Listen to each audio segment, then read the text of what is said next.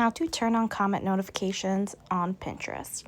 So if you open Pinterest and you want to have it so that when somebody comments on your pin, you will receive a push notification, I will show you how to do that. So on the bottom right hand of the screen, you are going to click on your profile image, and this is going to be your personal Pinterest profile. On the upper right hand corner, you are going to click on the image of yourself again, and this is going to go to your account and your account settings. From there, you are going to scroll down.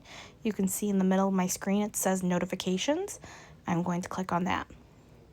From there, I'm going to go to where it says comments, and it'll say how do you want to be notified. You make sure the push is on, so mine was already on. We're going to turn it on again.